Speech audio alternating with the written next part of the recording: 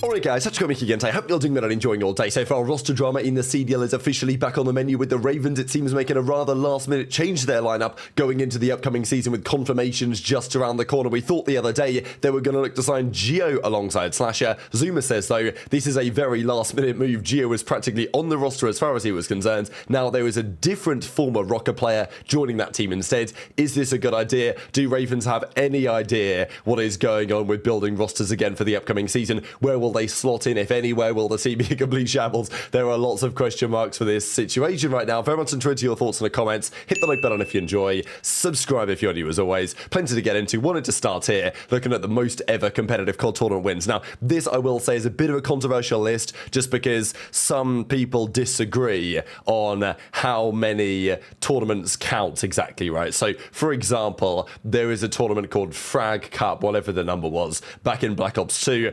This was in the early days. All the players at the time considered it to be an actual tournament, but it was online for not that much money. To be fair, the tourneys back then weren't for that much money anyway. But, you know, one of Crim6's 38 championships that he's got tattooed on his arm was this online Frag Cup. Now, players like Aches and others that played it also count that as a chip.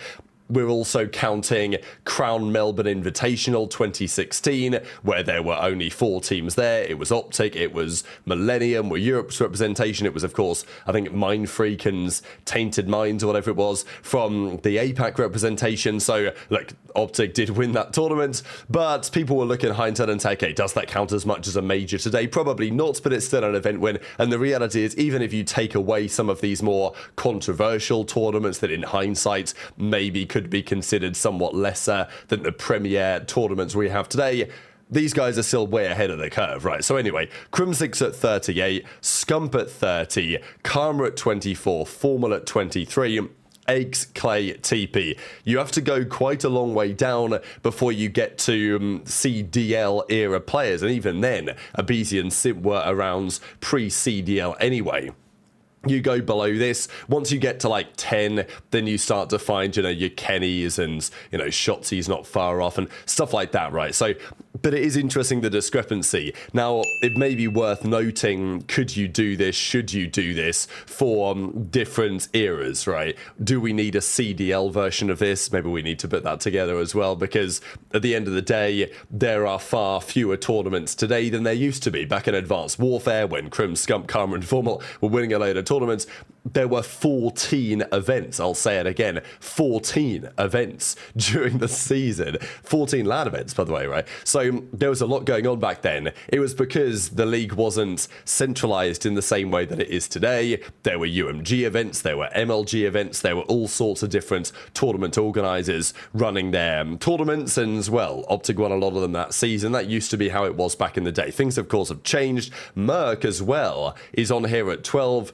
That's not Mercules, worthy to note. That, of course, is, you know, the old OpTic Merc. Okay, now he's a caster alongside Maven. But, yeah, a player that probably his career gets overlooked to some degree because he was an absolute force in the very early days as well. So, thought that was interesting. Look, I love this picture of Crim as well during their Vanguard season with New York Subliners. As Crim says, damn, I was built like a main battle tank. So, anyway, the record of Crim6, it's going to be tough to touch, right? Will anyone else come close to breaking the records? Look, if aBeZy and Simp have been around at this point for what, 7 seasons, 8 seasons, and they've got to 13, Crim's at 38, yeah, good luck getting anywhere close to that ever. Speaking of Simp, actually, FaZe Vegas are set to announce something. I mean, they said tomorrow, yesterday, so presumably today. What this is, who knows? I don't know, they're probably dropping merch or something, but there are talks about what the events are going to be for next season. Are they going to be hosting champs in Vegas? I don't think they're going to confirm that, right? Because usually when the CDL does eventually come out and say what the events are going to be for this upcoming season and what the schedule is going to be, which surely should be coming soon, you would think, right? We're getting close to November. The game's about to come out in a couple of weeks' time. We probably need to know what the schedule is. But even when they do those announcements, usually they say champs to be determined or champs pending or whatever, right? They don't usually say where the location is. We think it could be Vegas. It could well not be. We've done champs in Vegas before. Now FaZe are there. Could they host it? Would make sense. I know that some of the Atlanta fans wouldn't be so happy because they've not done much in Atlanta over the last few years in Georgia. They moved to Vegas and host champs. That would certainly be a talking point. But let's talk about some of the roster drama stuff elsewhere, because there are still tons of teams not to have locked in their roster. And while it's not been announced, while the contracts haven't potentially been signed, things can still change. That now seems to be the case with the Ravens. So what have they been cooking up over the last few days? These are what we believe the rosters to be. As we say, a ton of these players, let's say gentlemates, we're 99% sure that's going to be the roster, but it's all a rumor for now. And look, things can turn around. So lots of talk about which teams are going to be scrapping it out to even try and make it to the World Championship. You would expect OpTic, Thieves, FaZe, probably Heretics after last season, Toronto, you know, those, and then gentlemates really. Those teams should be comfortably in that situation. The other teams there are some question marks over. I think Boston I'd also like to throw in that conversation too. I think with Nastie they could get better. They're still definitely a team to watch for me as well. Falcons also should be in the conversation, which kind of leaves 4 teams, right? So you've got the Ravens, G2, Minnesota, as they now are, they're no longer Rokkr, Surge, and then Cloud9. There are some risks being taken on these teams, but those theoretically might be the 4 teams scrapping it out at the bottom of the league to try and sneak into the World Championship.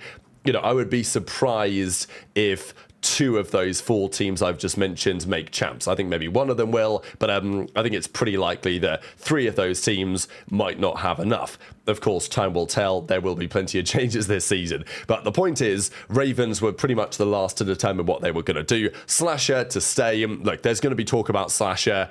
He's been solid enough as a veteran AR the last couple of years. Look, I think he was pretty damn good at Modern Warfare 2 when he was on FaZe. They went on that massive search and destroy win streak. I think that, you know, in hindsight, he probably feels like he could have approached things differently in terms of if he could have forced Selim to play a different way or something. And while I still think Slasher has value to add to a team, it's not like he's prime Slasher anymore. And if he is going to stay on an organization, it's going to be with an org like the Ravens, and it's going to be playing with much younger players who need some growth and development. And, you know, historically, Slasher hasn't especially liked to do that. I think that picking up Craze is a good idea. Was surprised, let's be honest, that he wasn't picked up before, with Mamba going to G2, Mac and Viva, we think, going to Cloud9. So Craze to Ravens makes some sense. But the other guys on the team were causing some questions. Lurk's very much a talented player, formerly of the Stallions, right? Zuma's certainly going to be talking about that as time goes forwards. But some questions on his approach, some questions on how he might mesh with Slasher from a cultural perspective, and then also Geo, who of course spent last season on the Minnesota Rokkr to not exactly great success. So there was lots to talk about this over the last few days. Octane mentioned how, you know, Cloud9 could be pretty good. At least he sees a little bit of upside in that team compared to some of the other ones. But Ravens, he's not so convinced about. So this is the other day when Ronnie said they were looking to get Craze with Slasher, bring in Lurks, and then Geo potentially in the mix as well. But as of yesterday, that has now changed. And this is a very interesting development, especially because of the history that Geo and Nero have together. I think often they were mentioned in the same sentence because it's like, well, these guys clearly very talented, but do they know how to put it together in a winning environment? Kenny, well, he didn't say it specifically. He was quite clear at the end of last season that playing with Nero and Geo, as I say, he didn't say it like word for word, but he basically said that players on the teams lower down the league just don't really know how to win. And the implication read between the lines was that he may feel that that was true of his Minnesota team at the end of last season. So clearly, Nero, Geo, plenty of talent there, but it looked like for a time both of them were going to be out of the league, and now it still looks like one of them is going to be out of the league, but not the one that we thought might be. So the other day it looked like it was going to be Lurks and Geo, but now, with regards or concerns regarding the pace of the team, they're now pursuing Nero instead. So, I mean, look, Geo, people kind of refer to him a little bit like a Dashy-esque, like an old Dashy-esque player. Yeah, he can shoot straight, but does he make the right decisions? Does he play at the pace that he sometimes needs to? How would Slasher and Geo have got on? Would have made, lurks on the SMG. That can probably be fine, but I do see the logic in being like, okay, if we want this team to succeed, we've got to bring some pace, because Cloud9, it is a controversial team with Afro, Vivid, Mac, and Beans is the roster of 4. But whatever you think about that team, it's going to be quick, right? Vivid is fast. Beans is a fast AR. Afro isn't actually the fastest SMG, but he is Slayer heavy. And Mac is a pretty quick player as well. So, like, whatever you think about Cloud9, they are bringing some pace. Like, Beans will drop damage. You know that, right? So, I guess Ravens feel like they need to try and do something similar. But as Zuma's about to say, this is pretty interesting because now the roster has changed, but it was only a few days ago that it was believed that that roster with Geo was effectively locked in. So I'll share what Zuma has to say, and actually a couple of things, some talks on Slasher, but also Zuma's thoughts on the fact that Geo is probably going to be pretty damn frustrated about this because he thought he was on the roster and now he's no longer on it. So what was new? Afro, Beans, Mac, Vivid. I'm surprised that Omit, no one on one of the full Omit team. I saw that Reese like put it in someone's chat that nobody wanted their full team. Abe Gwyn, Legend Lunars, and then Slasher creates Geo Lurks. This team is something. This is a team of all time for sure. Let's see if you guys think the Zuma prop is going to pan out, excuse me.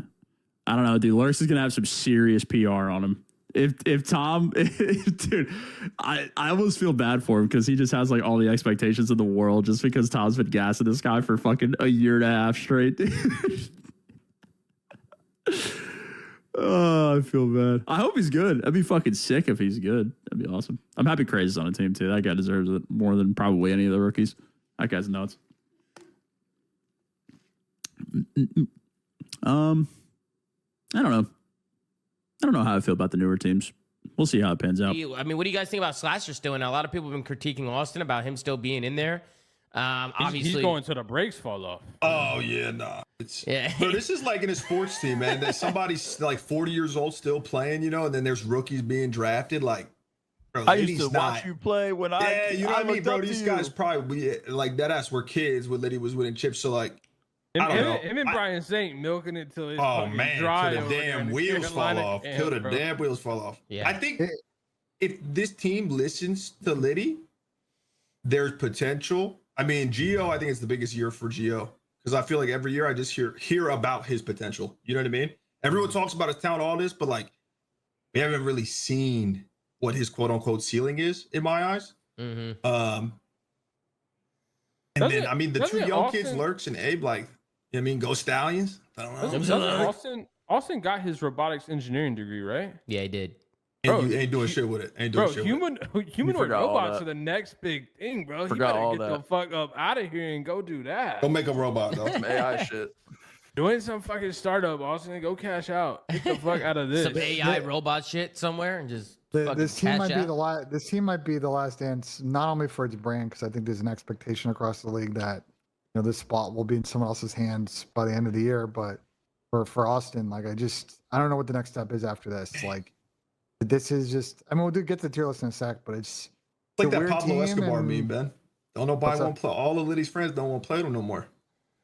That's fucked. You know what I mean? He in an empty pool, man. I mean, I'll be honest. This team is a rough team on paper for Liddy. Someone in the chat called him Liddy Testaverde, bro. That's good. That's insane. Maybe, I don't know, no, because you have Lurks who's like kind of like a youngin. The Carolina Royal Ravens made a last minute change, and this had to have been last minute, bro, because I was even talking to Nero about the Stallions. So if Nero's got like, there's no way that this shit just has been planned. Like this must have been like a last minute thing, and if you're Geo, you're probably fucking pissed. Because I'm pretty sure Geo was on a roster, and then, whoop-de-doo, a few days later, a week later, bada bing, bada boom, and, Geo's not there. Unless maybe he's a substitute, right? All these teams got to have substitutes, so you never know who's going to be on these teams for sub reasons. You know what I mean? If Kenny was not having a great time on that roster last season with Estriel, Geo, and Nero, is Slasher going to have a great time with Nero, Lurks, and Crazy? Like, I still think it's just one of the rosters of all time, you know? Like, you look at the performances from last season, Geo season cards looked something like this. Again, high kills per 10, high damage per 10 relative to the other ARs in the league in the respawn modes. Search and Destroy not quite as good, but, you know, whatever you think about Slasher, you can't deny that he does make teams excellent at Search and Destroy. If you look at the kills per 10, damage 10, etc. for Nero, it's a pretty similar story here, right? Damage per 10 was actually purple in the league in his role in Hardpoint. So again, he plays at some serious pace. More so than Geo, but obviously Geo's an AR, right? So I see the vision both ways, I guess. Like, I think Nero and Geo, I feel like they are still CDL caliber players, right? But I guess as it turns out, with other players coming in, one of them was going to miss out.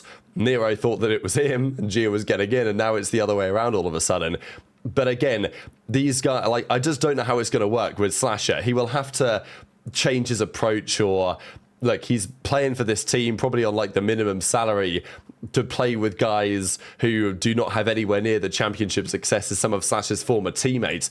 It is going to be, I think, a mental challenge for him to cope and adapt and kind of deal with that. But like, if he still wants to play competitive Call of Duty professionally, this is what he's going to have to do. And look, Nero's not exactly a rookie, right? Like, he's been around a long time now. He does know how to play COD, but it's just a lot of the time his decision-making comes into question. Same thing with Geo. And we kind of saw Kenny's perspective on that, it felt like, anyway, towards the end of last season. So enter into your thoughts on all of this stuff in the comment section below. Hit the like button if you enjoyed. Subscribe if you're new. Take care, and I'll see you next time.